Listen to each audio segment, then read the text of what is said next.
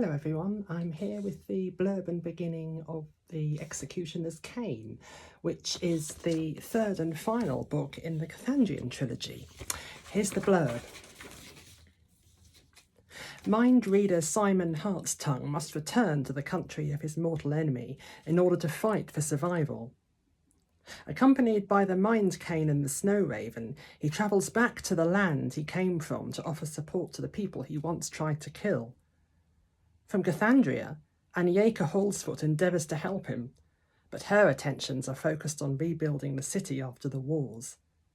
Alone and faced with the anger of his people, and hindered by the fragility of Ralph Tregannan's leadership, Simon has to find a way to bring healing to a dying country and to renew his relationship with Ralph.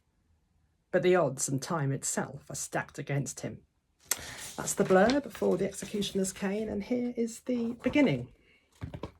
Chapter 1, Arrivals, and the theme for this section of the book is faith. Simon. Simon Heartstongue landed with a bump and a muffled gasp on something not as soft as he'd hoped for. It felt as if all the breath he possessed had been expelled from his body and was not anticipating returning soon. It was evident he had not yet perfected the art of travelling by means of the emeralds, whether they were the original ones or the two new ones formed by the war. But at least it was better than travelling by sea. He hadn't enjoyed that experience at all. He staggered to his hands and knees just as something warm brushed over his cheek. He sneezed, and a raucous whistle rewarded his daring. When he blinked, he could see the large outline of the Snow Raven hovering only a few fingers' breadth from his eyes. At once, he backed away.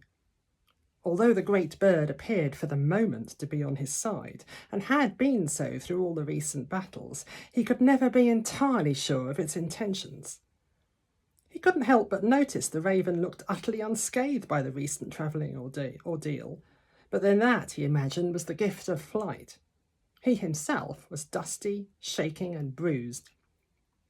When he tried to kneel upright, jagged stone pierced his skin and he cursed and rolled away. One glance told him he'd landed at the end of the Lammas village, near the old well.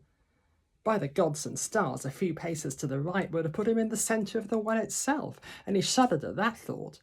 Swimming was not one of his talents. Shaking his head at his lucky escape, Simon gathered together the emeralds that had enabled him to journey here and placed them in the bag at his belt. This took a while, but he quickly found there was nothing he could do about the way his fingers trembled. Then, skin still glowing green along his hands, he crouched in the shadow of the well stonework and gazed at his surroundings. It seemed a long time since he'd been here, at least as a free man.